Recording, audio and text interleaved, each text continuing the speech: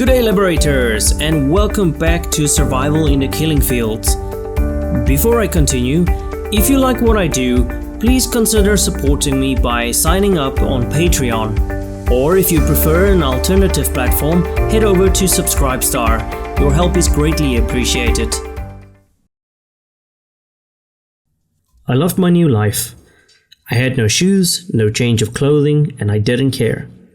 As long as I was working on the bus, I didn't have to think about the beating my father had given me. The problem was the bus stopped in the Samrangyong market twice a day. When fate caught up with me, I was lying on my back on the luggage rack, watching the plume of dust rising behind. The engine noise changed as Cray downshifted. As the bus slowed, I turned my head to look forward. The road was so narrow that two vehicles could pass only if they pulled over to the shoulder and drove at a crawl. A vehicle was coming from the other direction. It was a black and brown Ford truck. Uncle Cray stopped the bus so that his window was directly opposite the window of the truck. My father leaned across and spoke with him. "Your son is up the luggage rack," I heard Cray say. "Yes, I heard he was working for you.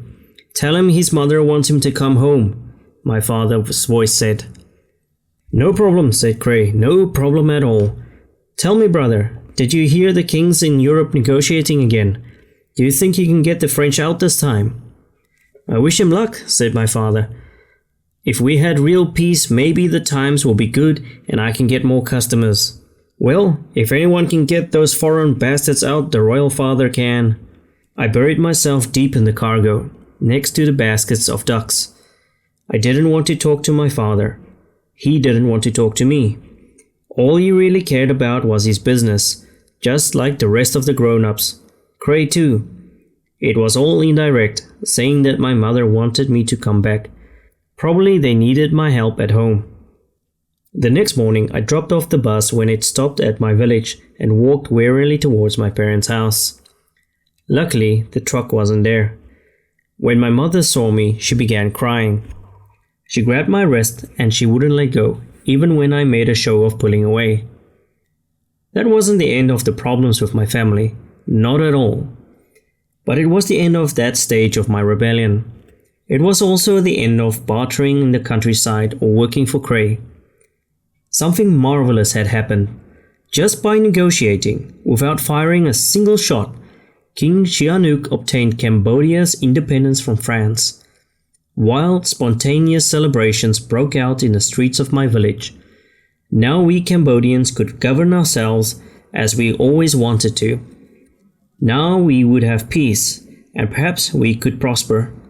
One of Sihanouk's first steps as sovereign leader was to increase the number of free public schools.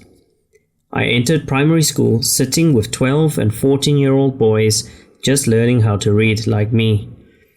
In that first year, I passed through 4 grades. The next year, I passed through 2 more. From there, I went to a public secondary school in the provincial capital, Takeo. In this school, most of the classes were in French, because France still culturally dominated the thin layer of Cambodian society that was educated or rich. I did well in this school, rising quickly to the category for gifted students. One of the reasons was a teacher named Chia Yuan, a thin, pale, stoop-shouldered Chinese intellectual. Chia Yuan believed in social equality. He invited all the students who wanted extra tutoring to come to his house on weekends for free classes. He was very kind to me. I didn't know about his politics then, and I never imagined the strange and fateful circumstances under which we would meet later in life. In the last year of this school, we had to take exams. Those who passed could begin the next stage of education, lycée, the equivalent of high school. I studied and studied. I prayed to Buddha that I would get good marks.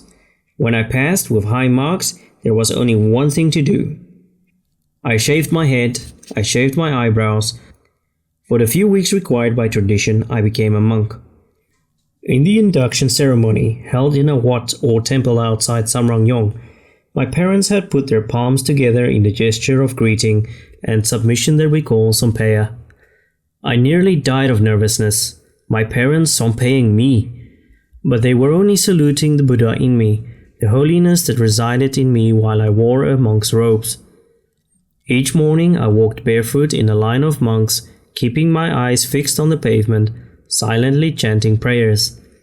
Housewives put rice in the bowl I carried in my shawl. The days were spent doing chores around the temple and in prayer.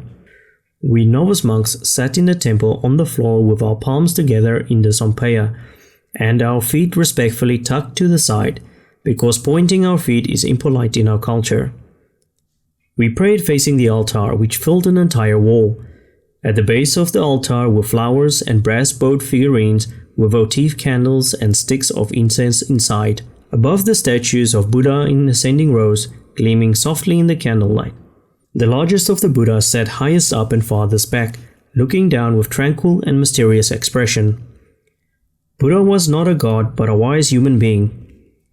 He left a series of steps for us to follow to lead a correct and moral life. He taught that after life comes death, and after death comes rebirth and life again, on and on in a cycle. If we follow Buddha's guidance, the next life will be better than the last. Only by following his teachings can we ultimately escape the cycle of birth and suffering and rebirth, which we Cambodians call karma, and other countries call karma. A wrinkled old monk made sure I understood the essential points. What is holy and divine, the monk explained with his kindly smile, is life itself as it runs through your family. You must understand this clearly. It takes a father and a mother to bring a child into the world. They protect him when he is young. It is the duty of the child to honor the parents and to protect them when they grow old. You must also honor all the children of the family who came into the world ahead of you. You must always serve and protect them. Obey your elders, boy. If your family is happy, you will have a good life. If all the families are happy, then the village will be happy. If all the villages are happy, then the land will be strong and content. I believe what the old monk taught me, and everything he said came true, only in reverse. My family was unhappy, my village was unhappy, and so was the country. And now I look back at it all and think about the connections, and wonder whether I myself was partly to blame.